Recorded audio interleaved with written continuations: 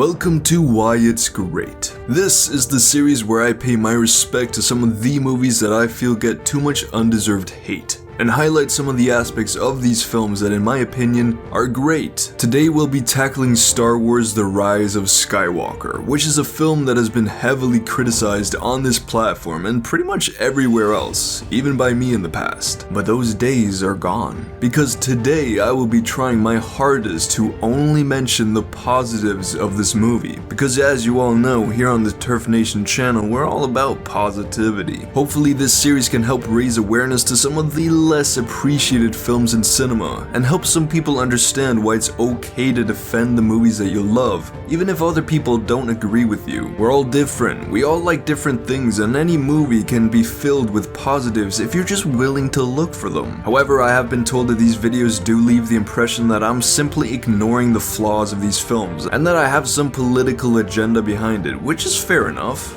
It's a weird concept. So I will leave a section at the end where I talk a little bit about the negatives of this film, but it won't be that long and you can always skip it. But yes, today we're going to be highlighting the standout moments and just aspects in general from The Rise of Skywalker. However, I must say that when I talk about these moments, I'm reviewing them with regard to other Star Wars movies, which makes it a little easier to find the good parts. Comparing this film to Lord of the Rings would be foolish and pointless because it wouldn't stand a chance. So instead I will compare the moments and bright spots to the other Star Wars movies. So I'll basically talk about a moment if it's either a good film moment or a good Star Wars moment. I think that makes sense. Also, most of you know my method of rating these moments with either bronze, silver, or gold. And even if you haven't watched my videos before, it's pretty easy to pick up on. If you do need some context, the link to my last Jedi video is on screen right now. Anyways, without further ado, let's just get into it. Here's why Star Wars: The Rise of Skywalker is great. Now, the opening scene is once again fantastic. I guess it's something most Star Wars movies seem to nail, at least the ones we've talked about. Anyways, the opening scene with Kylo is brilliant. It really sets a dramatic tone right from the beginning, and it helps build Kylo Ren and the First Order up as a real threat, which is important since this film relies on the situation seeming hopeless for the heroes. Kylo Ren is also just badass. Most things on Exegol are also great. The atmosphere on Exegol is really creepy and honestly just what I'd imagine the secret planet of the Sith would look like and feel like. J.J. Abrams is always good at designing his films to speak to our senses, be it the visuals, the sound design and the music, or the tone of the scene. Exegol is one of my favorite places in the Star Wars franchise.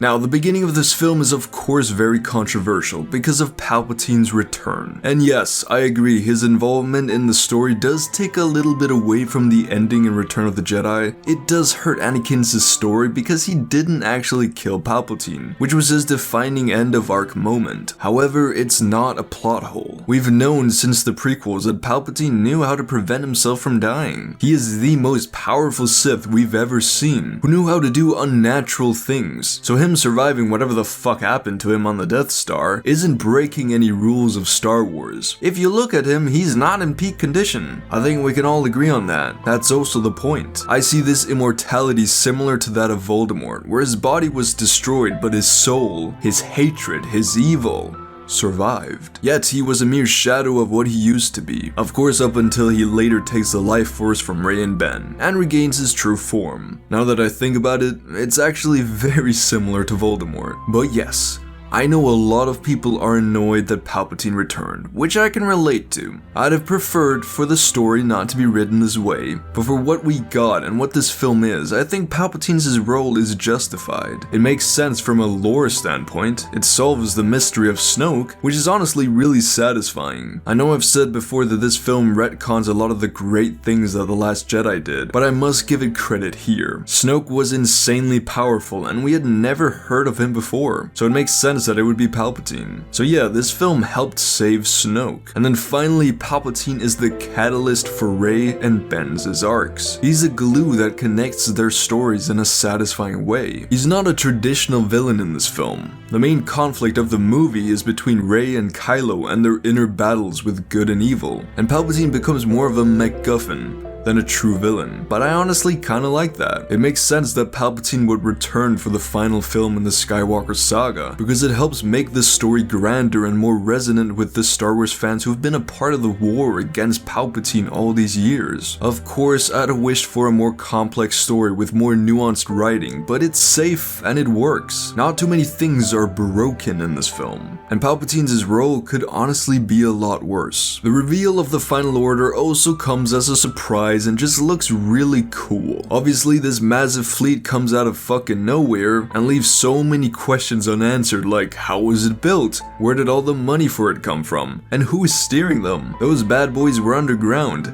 Who works there? Who's on the ships? This is just lazy writing, but this movie becomes a lot more enjoyable if you accept that it's not the greatest film of all time. Enjoy it for what it is, an epic conclusion to the Skywalker saga, which it succeeds at depending on the angle you take. The Final Order definitely does create this feeling of doom and dread and hopelessness, because how the fuck can the heroes ever defeat such a threat? This opening sequence, although being a little inconsistent, does set up the conflict and the story quite well. This next point isn't so much a specific moment, but rather just an element that I think works in this film. Rey, Finn, and Poe interacting is a lot of fun. The Last Jedi made the mistake of not having any of these younger characters interact much at all during the movie. And although Rey and Poe had interesting stories and interactions with Luke and Holdo respectively, Finn really took a fat tumble down the long shaft of forgettable. But the energy these three bring to the screen in this one is just really refreshing. It reminds me of the bond Luke, Han, and Leia had. Not as good in my opinion, but it's definitely refreshing and brings life to the film. It's something I often feel is missing from the prequels, because despite the things they do well, chemistry between actors isn't one of them. The sequel trio has some heartwarming scenes, and you get the feeling that they really actually are good friends. It also works because it's not just happy times and them being nice to each other. When we see strife between them, we don't think that they're necessarily mad at each other, but rather mad at the circumstances and at the frickin' stressful situation they're in. They care about each other, and it's clear to see,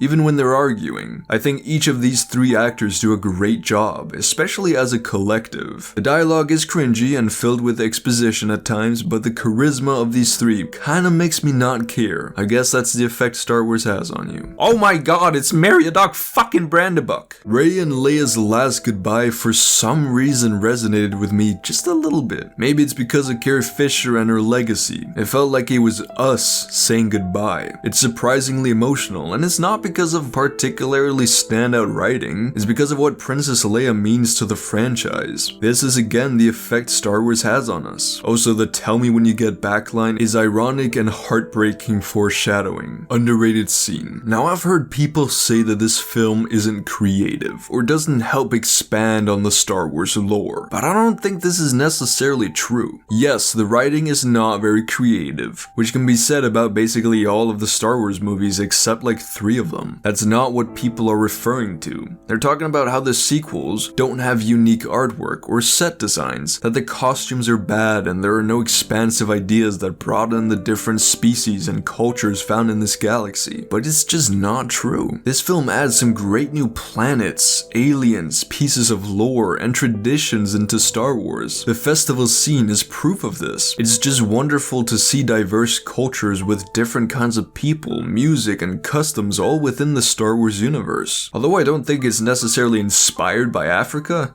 it does remind me a bit of walking through the local festivals and markets back when I used to live in Kenya and Ghana. It's just something new and refreshing in Star Wars, and I think this film does as good of a job in this department as the other movies. And then we have Lando. He doesn't have the biggest role in this film, but it's always a joy to watch him. He tickles me. Then we have Rey using Force lightning. This was actually kind of like a holy shit moment when I first watched it. It's drastic, it comes mostly out of nowhere, and it kickstarts the true conflict within Rey. Now, of course, there are the weird screams from Rey and Finn, and I've talked about it before.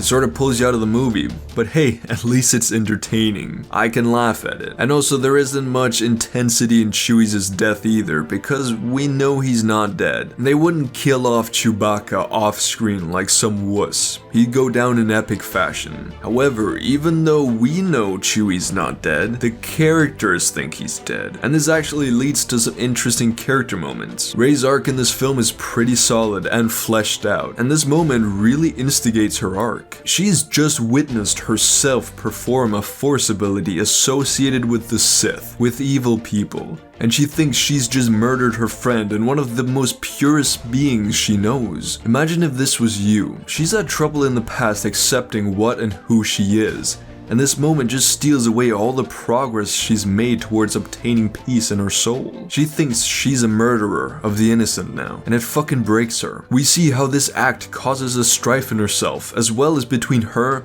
and the other characters, notably Finn. It's a great moment that leads to some nuanced character development for Rey. I just wish the fake out death wouldn't have been so easy to predict, because then this scene would have been really good. Oh well, I still like it. C-3PO is goated. He's the best character in this film, by far. He actually has some great comedic moments, and if I'm being honest, this film actually nails most of the humor for me. A common complaint of The Last Jedi is that there's too much humor, even in the scenes that don't need humor, and they really toned it down for this one. Most of the jokes just land, and surprisingly enough, C-3PO carries most of the comedic baggage. He says a lot of funny things that made me crack a smile on multiple occasions, but beyond the humor, he's also just a good character. This is the most development and actual story attention C-3PO has received in any of the Star Wars films. He has the most emotional moment in this film, which is saying something since in this movie we also say goodbye to Carrie Fisher as Leia. But even then, C-3PO getting his mind wiped and taking one final look at his friends is one of my favorite scenes in this film. It's easily a silver moment for me. C-3PO is the character that serves as comic relief. He's always been an annoying know-it-all, and everyone always treats him with no respect. So it really cuts deep in Poe and the others when this droid that they often see as a nuisance tells them how much he cares about them. It's emotional, especially for us Star Wars fans. It doesn't even matter much to me that he gets his memory back. I'm just glad I got to see some human sides of C-3PO. Fantastic moment. Then Rey finds out about her parents and she fights Kylo. The fight Rey and Kylo have within this Force bond is really cool to me, and it builds off of this wonderful dynamic introduced in The Last Jedi. However, the big thing in these scenes is the reveal that Rey is the granddaughter of Palpatine. And I think this is a good time to talk about Rey Palpatine, because a lot of you will know just how much I love that Rey was no one in The Last Jedi. I think it's such a fantastic theme. It makes the Force mystic and interesting again, and is honestly just one of the most complex and thought-provoking ideas in the Star Wars movies. Therefore, to my great dislike,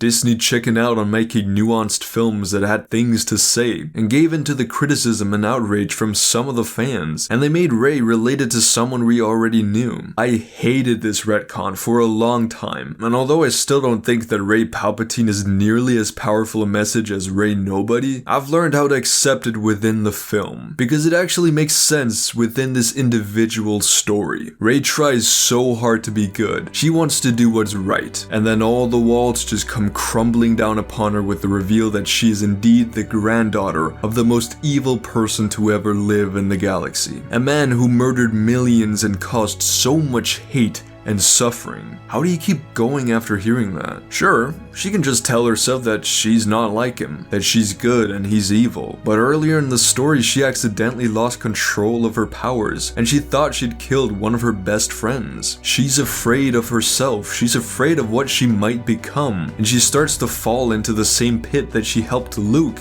get out of. It's a mature idea of how depression and anxiety can corrupt us to the point where we begin to lose faith in the ideas that are so vital in who we are. Last film, she risked everything to save Ben, because she saw some good in him, but now she can barely see that same good inside herself. This is a film that shows Rey in her darkest moments. We even see her confront the evil inside her directly, and she loses to it. She's afraid of it. She struggles to fight back. However, in the end, Rey finds a way to pull herself out of this pit with the guidance of Luke and the thought of everything her and her friends are fighting for. She regains her spark. She chooses to be good. In The Last Jedi, she finds out that she is no one and overcomes that obstacle. And in this one, she finds out that she is destined for evil, and she overcomes that obstacle. In both these films, she hears the hardest things she could ever possibly hear, and in both stories, she chooses to be better. I think it's a wonderful arc Rey goes through in these two movies, and although the two stories don't mix in the right way,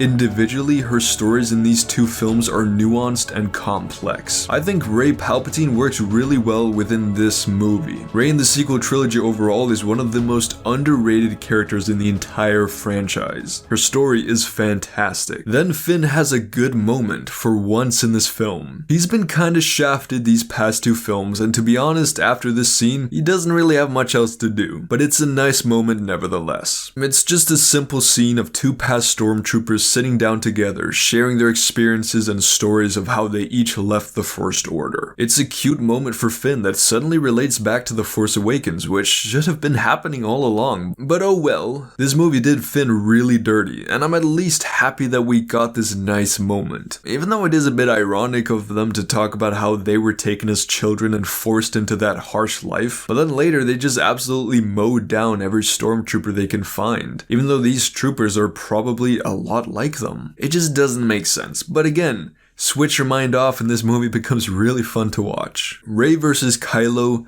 is a silver moment. I personally think this fight is criminally underrated. On a purely aesthetic basis, it succeeds. The setting of the fallen Death Star and the ocean all around them is visually pleasing and also symbolic. The contrast, but also the parallels between this fight and the Obi-Wan vs. Anakin fight is worthy of appreciation. That fight is about both Obi-Wan and Anakin fighting each other for or against evil. It's a fight filled with hatred, which is why this lava setting perfectly matches this tone. Rey and Ben's fight, however, is about the good in each other. It's a fight filled with affection and confusion, and the roaring waves in the background is perfect for that too. But beyond just the setting, the choreography and the nuance it brings is underrated too. I love how sloppy this fight is. Both of these characters are physically and mentally exhausted, especially Rey. I love how heavy the blows are, because it perfectly contrasts the smoothness that Obi-Wan and Anakin fought with. They're just not the same characters or fighters. Rey and Kylo's fight styles are a lot more rustic and based on athleticism rather than skill, and the choreography mirrors this wonderfully. I've seen people take the piss out of this specific moment in the fight where they use the Force to block each other's swings, and I agree it's a bit goofy, but if you think this is a problem but see nothing wrong with this,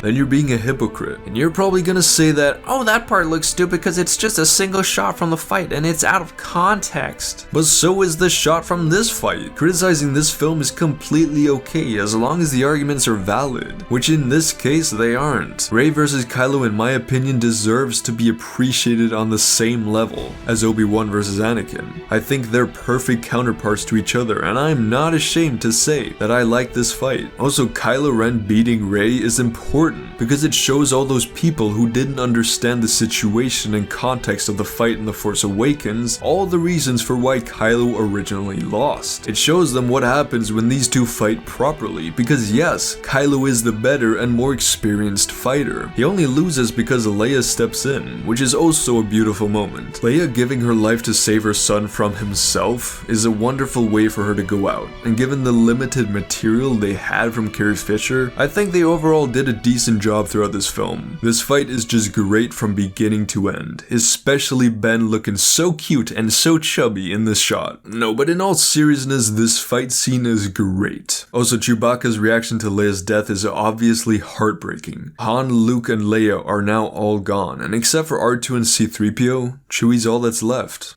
That's sad. And then we have Ben and Han Solo, which is a silver moment. It was fantastic to see Harrison Ford back as Han on screen one last time. And the scene is really good. Adam Driver is such a fucking good actor. Every time I see him in anything, he blows me away. And the same thing is true in this scene. It's so satisfying to watch the climax of the conflict we've seen inside Ben for the entire trilogy. And the callback to The Force Awakens is brilliant. This is the moment Kylo Ren becomes Ben Solo again. I love that shit. Then right after this emotional father-son moment, we have this scene with Luke and Rey. Now I don't think this scene is overall as good as the Han Solo and Ben one, because the dialogue is weird and I just don't feel the emotions that I think J.J. Abrams wants me to. However, it's not a bad scene. At all. I wish I got a little bit more out of it, but something great still came out of it. Luke pulling out the X-Wing is a silver moment, because it's just so satisfying. The callback to Yoda originally pulling out the X-Wing, inspiring a sense of wonder and hope into the mind of a young Jedi, just perfects Luke's character arc. He wasn't the wise and complete master in The Last Jedi. He still had some things to learn about himself there. This is Jedi Master Luke. He helps Rey stay on her path, just like Yoda helped him do in the past, just like Obi-Wan helped him do in the past,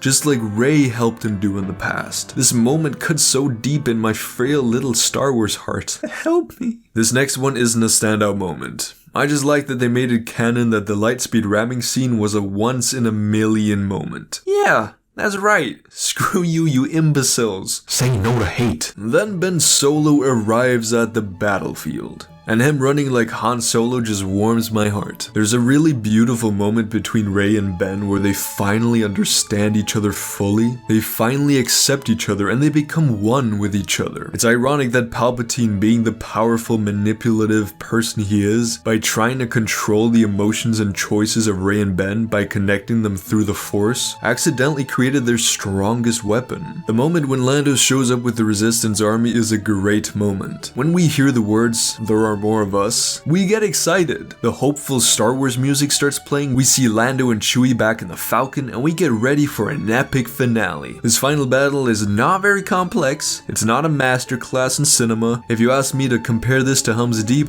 then I'd pat you on the shoulder and say good one, as I walk off laughing. There is nothing special about this battle, but it does put a smile on my face. This is the finale of the Skywalker saga, a franchise I've been heavily invested in my whole life. As a film lover, this scene is nothing special, but as a Star Wars fan, it's just a great time. And that's what I enjoy about this movie. It helps me forget whatever is going on in the real world, and I just get immersed in the fun adventure. This is not the worst Star Wars movie, and I think it honestly ends off this series with a bang. Speaking of bangs, Palpatine's lightning strike on the Resistance is really cool.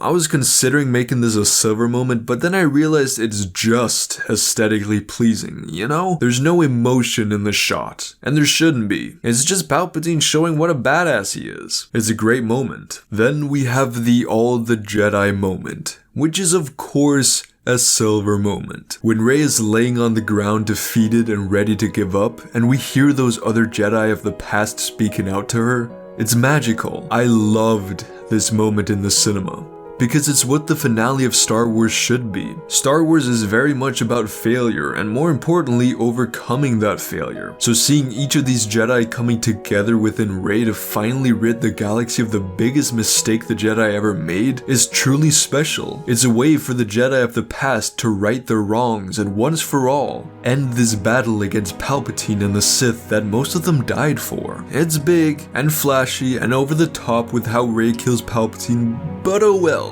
So be it. This moment is still powerful. Then we have Ben's death, which is also a silver moment. Now I know Rey dies first, but this scene is really about Ben and finishing off his character arc. Rey already completed her arc by killing Palpatine, the evil inside herself, but Ben still needs to do this one thing right. In order to accept himself again, he needs to give his life to save the person who helped save him, the person whom he cares most about in the entire world. Saving Rey can't excuse all the hurt and destruction he's caused. He'll never be truly free from that guilt, but by saving Rey, at least he'll die knowing he did one thing right for once. Them kissing is something I don't see anything wrong about. They care about each other. a lot. I've felt this spark between them ever since The Force Awakens, and it's a satisfying payoff. Ben dying at the end is sad. It's emotional, but it's the perfect ending to one of the best character arcs of one of the greatest characters in the entire franchise. Wonderful moment. Celebrations are happy. I will never not enjoy seeing our heroes celebrating at the end of these movies.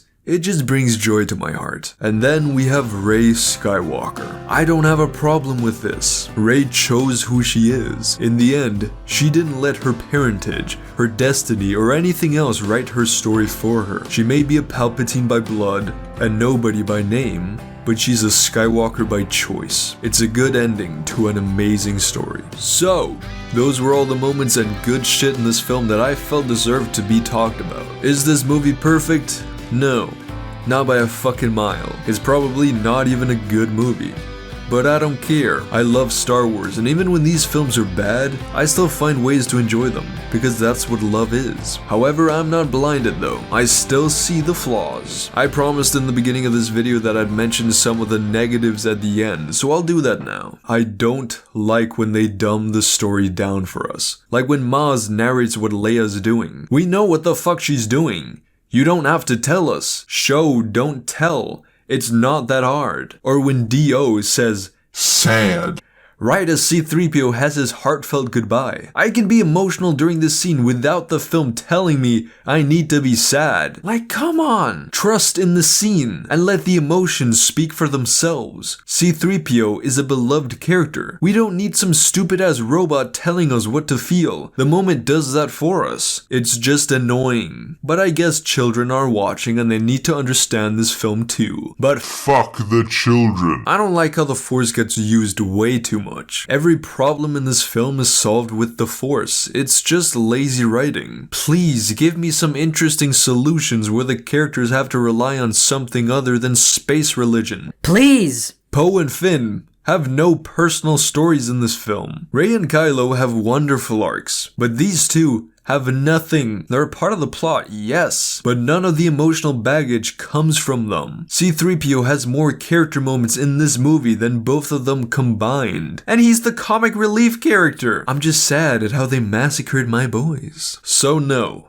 I'm not a dumbass. I understand and accept the flaws and the cracks of this film. It's not a great movie, but in my opinion, it's still a great Star Wars movie. It's not a fantastic film, but it's fun, it's entertaining, and it has satisfying moments for characters that I really care about. It has some high points that make me forget the low points, and that's what I want from a movie of this caliber. The absolute worst thing a film can be is forgettable, and this one is definitely not forgettable. Many months ago I made a video ranking each of the Star Wars movies from worst to best, and in that video I put Rise of Skywalker on the bottom, below Phantom Menace and Attack the Clones. But honestly, making this video has given me a new appreciation for it. It has helped me realize that this movie really isn't my least favorite in the franchise. I had a lot of personal strife with this one when I first watched it, but I must say that if I made this video again, it probably wouldn't be on the bottom anymore. I think this film is better than Phantom Menace and Attack the Clones, mainly because none of them are good movies. So I have to rank them based on how enjoyable they are. Because when Star Wars movies aren't nuanced or trying to say something new, at least they're entertaining space action. So that's how I rank the lower movies. And honestly, it's no contest. To me,